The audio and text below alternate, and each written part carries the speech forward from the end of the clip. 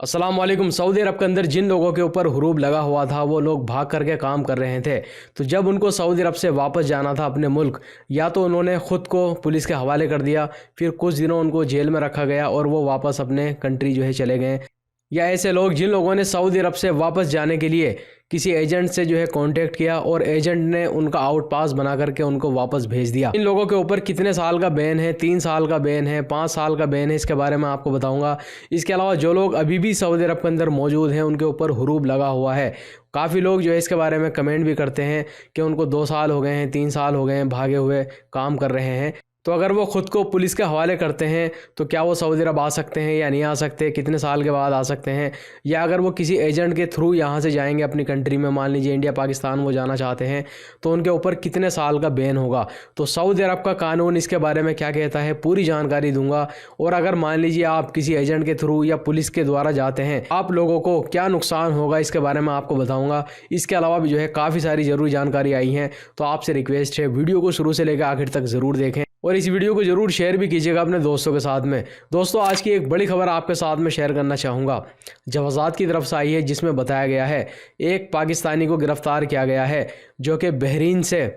2 और पाकिस्तानी को अपनी गाड़ी में छुपा करके किंग फहद पुल के जरिए सऊदी अरब के अंदर लाने की कोशिश कर रहा था, इलीगल तरीके से, यानी गैर कानूनी तरीके से। तो इसको किंग फहद पुल पर ही गिरफ्तार कर लिया है। तो देखिए, काफ़ी ऐसे लोग हैं, चाहे वो इंडिया से हैं, पाकिस्तान से हैं, जिनके ऊपर बैन लगा हुआ है लेकिन वो सऊदी अरब आना चाहते हैं। तो काफ़ी लोग इस तरह से कर रहे हैं कि डॉक्यूमेंट्स के साथ में छेड़छाड़ कर रहे हैं, पासपोर्ट के साथ में छेड़छाड़ कर रहे हैं। इसके अलावा कुछ ऐसे भी लोग हैं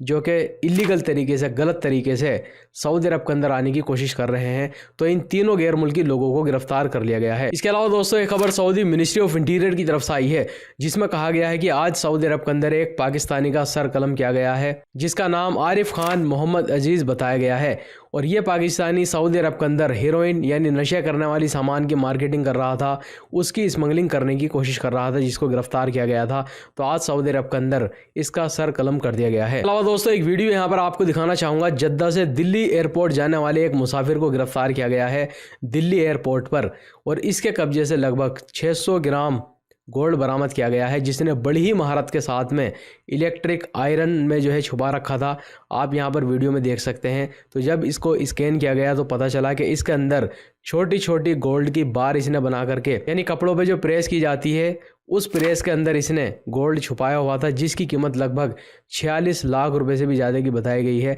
तो इसको गिरफ्तार कर लिया गया है। इसके अलावा एक और मुसाफिर को गिरफ्तार किया गया है जो कि जद्दा से दिल्ली एयरपोर्ट पर गया था, और इसके पास में एक लेडीज़ ड्रेस मौजूद थी, और इस ड्रेस के जो बटन थे वो गोल्ड के बनाए गए थे, यानी गोल्ड के रिंग बना करके उसके अंदर छुपाया हुआ था। तो इस मुसाफिर को भी गिरफ्तार कर लिया गया है। तो देखिए, अभी सऊदी अरब से भी काफ़ी ऐसे लोग हैं जो कि यहाँ से गोल्ड की स्मगलिंग करने की कोशिश कर रहे हैं, लेकिन दिल्ली एयरपोर्ट पर उनको गिरफ्तार कर लिया जाता है। दोस्तों, अब यहाँ पर मैं आपको बताना चाहूँगा, सऊदी अरब के अंदर जिन लोगों के ऊपर हुरूब लगा हुआ था या भी लगा हुआ है, तो आप लोगों के लिए क्या कानून है, क्योंकि काफ़ी लोग इसके बारे में सवाल कर रहे हैं अभी। तो सबसे पहले यहाँ पर मैं बताना चाहूँगा उन लोगों के बारे में जिन्होंने किसी एजेंट से कांटेक्ट किया था सऊदी अरब के अंदर अपने मुल्क वापस जाने के लिए। तो देखिए, यहाँ पर मैं आपको बताना चाहूँगा, जब आप किसी भी एजेंट से कांटेक्ट करते हैं, आप उससे बताते हैं कि आपके ऊपर हुरूब लगा हुआ है और आपको जल्द से जल्द सऊदी अरब से वापस जाना है, तो देखिए आपके ऊपर काफ़ी सारे वायलेशन वो लगवा देता है, क्योंकि आपको तो घर जाना है, वापस जाना है, आपको इंडिया, पाकिस्तान, बांग्लादेश, नेपाल, जहाँ से भी हैं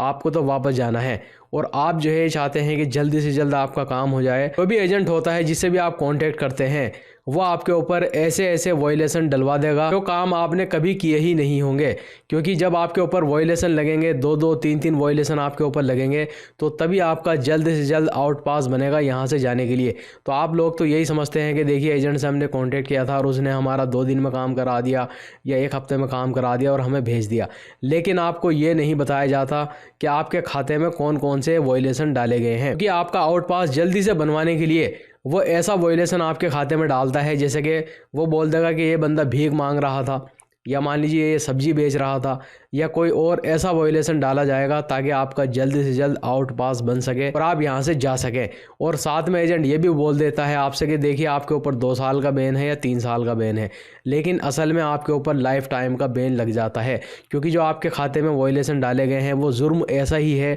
उस पर लाइफ टाइम की ही पाबंदी लगा दी जाती है। तो काफ़ी लोग इसके बारे में फिर कमेंट भी करते हैं कि भाई हमारे एजेंट ने तो कहा था कि सिर्फ 2 साल का बैन है या 4 साल का बैन है या 5 साल के बाद तुम आ सकते हो सऊदी अरब, लेकिन हम अब लोग जो है अपना मतार पेपर निकलवा रहे हैं तो उसमें मरहल मना दखूल लिखा हुआ रहा है, यानी पाबंदी है, आप सऊदी अरब नहीं जा सकते। क्योंकि काफ़ी लोग हमसे कांटेक्ट करते हैं अपना पेपर निकलवाने के लिए, इसकी सर्विस हम देते हैं, तो अक्सर लोग हमें यही बोलते हैं कि भाई हम किसी एजेंट के थ्रू जो है वापस आ गए थे अपने मुल्क इंडिया पाकिस्तान में, लेकिन अब हम यहाँ से जाना चाहते हैं तो हमारा वीज़ा ही नहीं लग रहा है। इसके अलावा बहुत सारे ऐसे गैर मुल्की हैं जो कि खुद को पुलिस के हवाले कर देते हैं वापस आने के लिए, फिर उनको कुछ दिनों जेल में रखा जाता है, फिर उनका आउट पास बना करके उनके मुल्क उनको भेज दिया जाता है। और अक्सर यहाँ पर लोगों के ऊपर लाइफ टाइम की पाबंदी ही होती है, ये लोग नहीं आ सकते। बहुत ही कम ऐसे लोग हैं जो कि पकड़े जाते हैं और जिनका वीज़ा लगता है और वो सऊदी अरब आ जाते हैं, क्योंकि हमने ऐसा भी देखा है कि काफ़ी लोगों का इंडिया के अंदर वीज़ा भी लग गया, लेकिन जब वो सऊदी अरब के एयरपोर्ट पर आए यहाँ से उनको वापस कर दिया गया।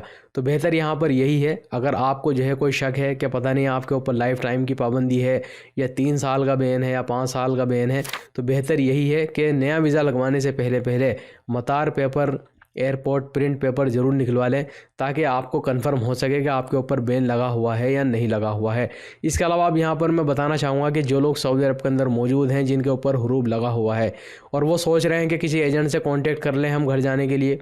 या पुलिस के हवाले कर दें खुद को, तो देखिए यहाँ पर मैं आपको बताना चाहूँगा सबसे बेहतर तो ये है कि जिसने आपके ऊपर हुरूब लगाया है, चाहे वो आपका कफ़ील है या कंपनी है, आप उनसे एक बार ज़रूर बात कर लें, क्योंकि काफ़ी लोगों ने इस तरह से किया है। तो कुछ ले दे के जो है अल्हम्दुलिल्लाह उन लोगों ने अपना हुरूब हटवा लिया और नॉर्मली यहाँ से फाइनल एग्जिट वीज़ा लगा करके वो अपने मुल्क चले गए और वो कभी भी सऊदी अरब वापस आ सकते हैं। वीडियो देखने के लिए बहुत बहुत शुक्रिया।